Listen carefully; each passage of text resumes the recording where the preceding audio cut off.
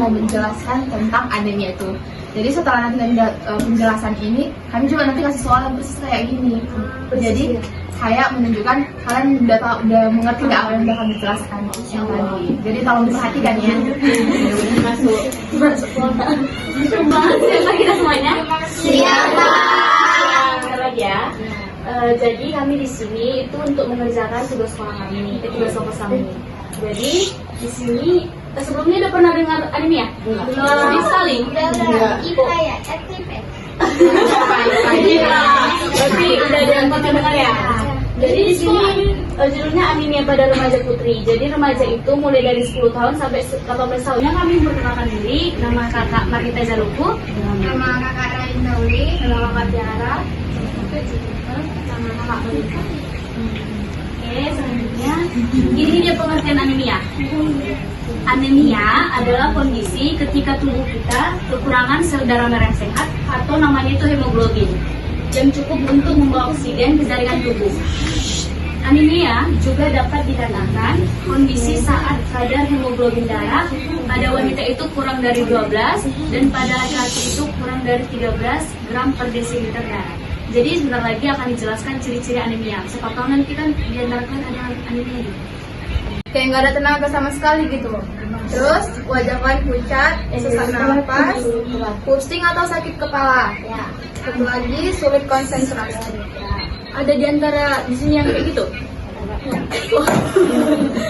Oke, selanjutnya itu ada apa penyebab anemia? Coba ini dengarkan. Di sini kakak akan menjelaskan apa penyebab anemia. Di sini ada beberapa penyebab anemia. Yang pertama itu kekurangan nutrisi, seperti zat besi. Zat besi itu ada dua, ada zat besi hem dan non hem. Yang zat besi hem itu dari hewani seperti daging merah, unggas, ikan sama kerang. Terus yang non hem itu ada dari tumbuhan kayak sayuran hijau, buah, biji-bijian.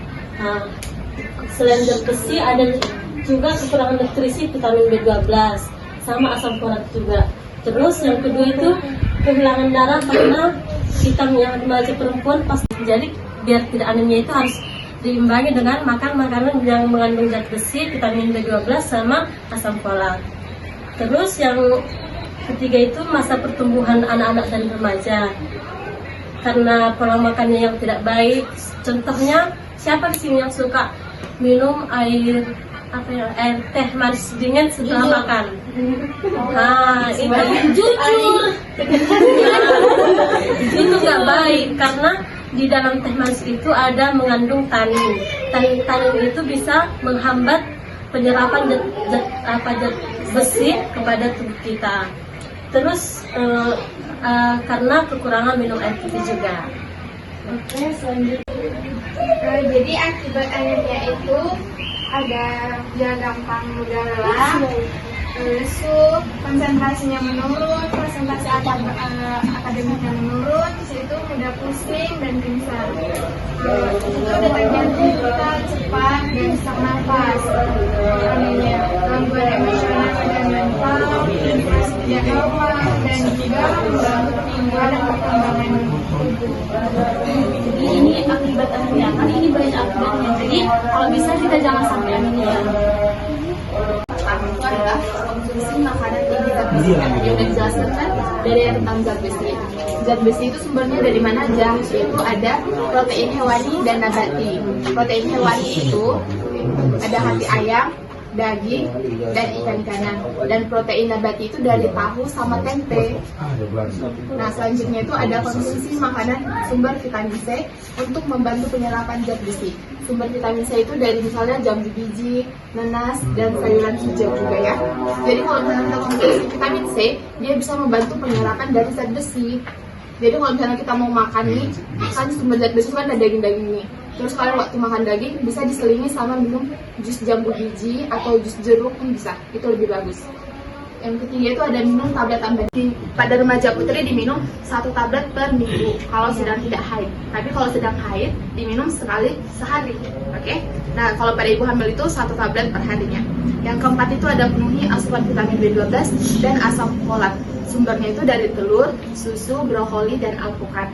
Yang kelima itu ada cegah cacingan, yaitu dengan cara menjaga kebersihan dan minum obat cacing setiap 6 bulan sekali. Dan keenam itu hindari teh atau kopi setelah makan. Tadi juga kan udah dijelaskan tentang teh dan kopi itu karena mengandung zat tanin. Jadi zat tanin ini mengganggu penyerapan dari zat besi yang kita konsumsi. Jadi kalau misalnya kita minum teh manis dingin setelah makan padahal kita udah konsumsi daging, jadi penyerapan dagingnya tuh gak berguna, terbuang sia-sia gitu.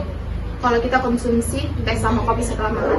Jadi kalau mau minum teh atau kopi, beri jeda 2-3 jam biar nggak mengganggu penyerapannya. Oke? Yang ketujuh itu periksa HB secara rutin, khususnya untuk remaja, bahan penyakit kronis. Gejalanya lemas, pucat, pusing, dan sesak napas. Bisa berdampak pada prestasi belajar, kehamilan, kesehatan organ. Pencegahannya, makanan bergizi, minum TTD, jaga kebersihan, dan periksa HB secara rutin. Oke, sekian presentasinya cuma sampai sini. Ada yang mau ditanyakan? Tadi kan periksa HB itu periksa apa kan? Hemoglobin itu, jadi nanti kalau misalnya adik udah SMA atau misalnya di kuliah, ada nanti alat itu kayak dikeluarkan di darah kita, terus ada alatnya, nanti dia nambah adik kita berapa, misalnya 11, 12, 13. Jadi kalau misalnya dia 11 ke bawah, berarti kita anemia. Ya, nanti ada itu alatnya. Atau bisa misalnya ke posyandu, puskesmas gitu, Bu mau cek HB, ada lagi yang mau ditanya? Gak apa-apa tanya aja ya, siapa tahu masih tanya.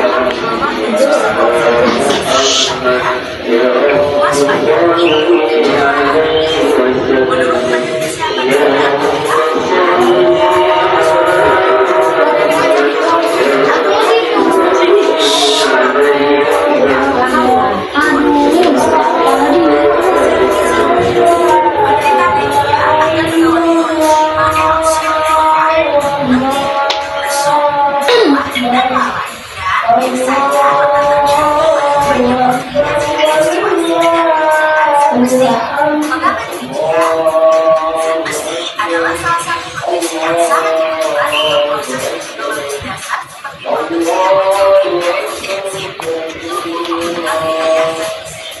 dan